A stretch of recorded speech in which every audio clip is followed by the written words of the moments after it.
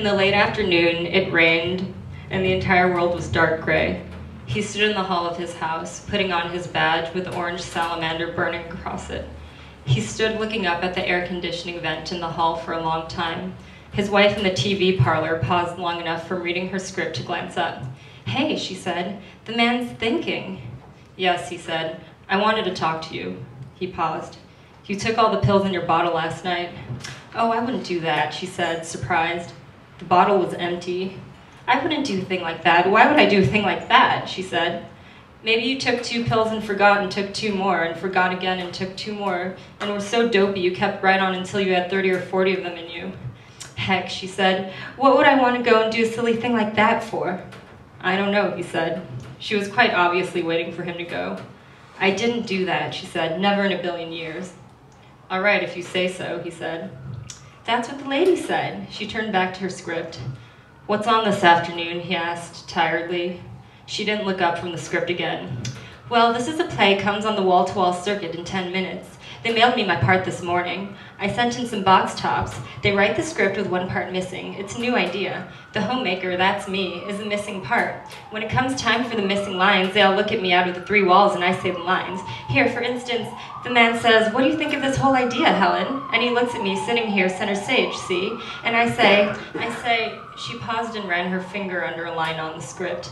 "I think that's fine." And then they go on with the play until he says, "Do you agree to that, Helen?" And I say, "I sure do. Isn't that fun, Guy?" He stood in the hall looking at her. "It's sure fun," she said. "What's the play about?" "I just told you, there are these people named Bob and Ruth and Helen." "Oh, it's really fun. It'll be even more fun when we can afford to have the 4th wall installed. How long do you figure before we save up and get the 4th wall torn out and the 4th wall TV put in? It's only $2,000. That's 1/3 of my yearly pay." "It's only $2,000, she replied, "and I think you should consider me sometimes. If we had a 4th wall, why, it'd be just like this room wasn't ours at all, but all kinds of exotic people's rooms. We could do without a few things. We're already doing without a few things to pay for the 3rd wall. It was put in only 2 months ago, remember?"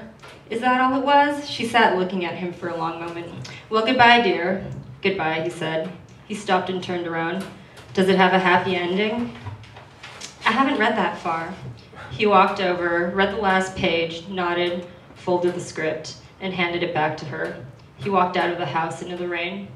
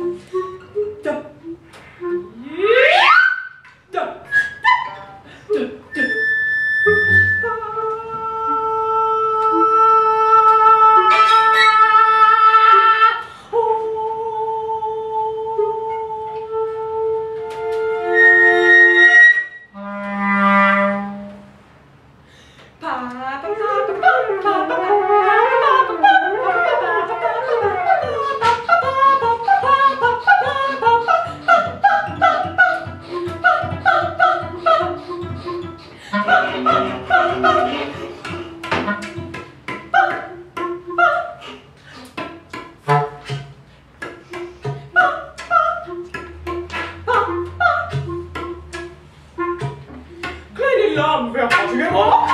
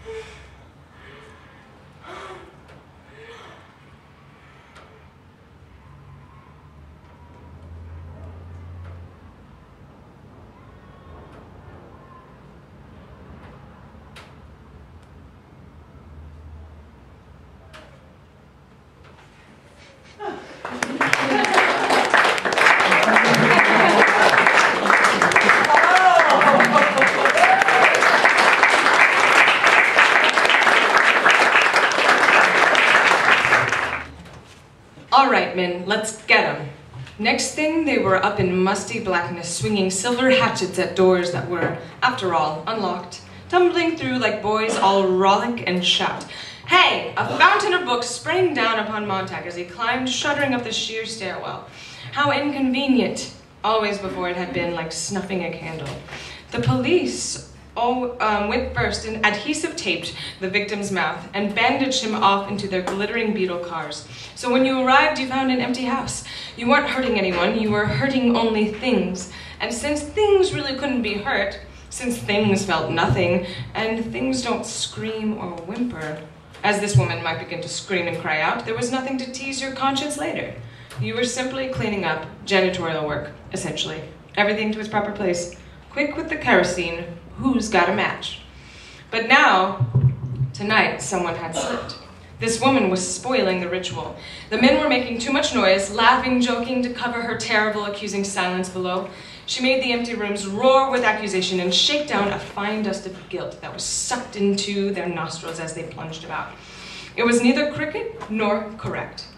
Montag felt an immense irritation. She couldn't be here on top of everything. Books bombarded his shoulders, his arms, his upturned face. A book lit almost obediently, like a white pigeon. In his hands, wings fluttering, in the dim, wavering light, a page hung open, and it was like a snowy feather, the words delicately painted thereon. In all the Russian fervor, Montag had only an instant to read a line, but it blazed in his mind for the next minute as if stamped there with fiery steel. Time has fallen asleep in the afternoon sunshine. He dropped the book. Immediately, another fell into his arms. Montag, up here! Montag's hand closed like a mouth, crushed the book while wild devotion with an insanity of mildlessness to his chest. The men above were hurling shovelfuls of magazines into the dusty air. They fell like slaughtered birds, and the women stood below like a small girl among the bodies. Montag had done nothing. His hand had done it all. His hand, with a brain of its own, with a conscience and a curiosity in each trembling finger, had turned thief.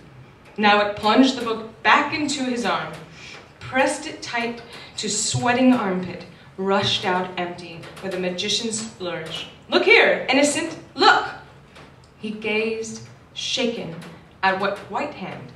He held it way out as if he were farsighted. He held it close as if he were blind. Montag, he jerked about. Don't stand there, idiot. The book lays like the great mounds of fishes left to dry.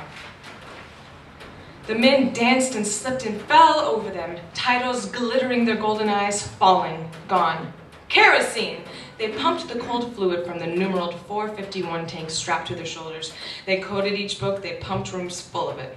They hurried downstairs, Montag staggering after them in the kerosene fumes. Come on, woman. The woman knelt among the books, touching the drenched leather and cardboard, reading the gilt titles with her fingers while her eyes accused Montag. You can't ever have my books, she said. You know the law, said Beatty. Where's your common sense? None of those books agree with each other.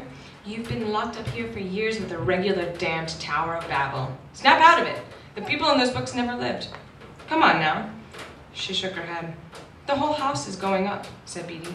The men walked clumsily to the door. They glanced back at Montag, who stood near the woman. You're not leaving her here, he protested. She won't come. Force her then. Beatty raised his hand in which was concealed the igniter. We're due back at the house. Besides, these fanatics always try suicide. The pattern's familiar. Montag placed his hand on the woman's elbow. You can come with me. No, she said. Thank you anyway. I'm counting to 10, said Beatty. 1, 2, please, said Montag. Go on, said the woman. 3, 4, here! Montag pulled at the woman. The woman replied quietly, I want to stay here. 5, 6. You can stop counting, she said. She opened the fingers of one hand slightly, and in the palm of her hand was a single slender object. An ordinary kitchen match. The sight of it rushed the men out and down away from the house. Captain Beatty, keeping his dignity, backed slowly through the front door, his pink face burnt and shiny from 1,000 fires and night excitements. God, thought Montag, how true! Always at night the alarm comes, never by day. Is it because fire is prettier by night? More spectacle? A better show? The pink face of Beatty now showed the faintest panic in the door.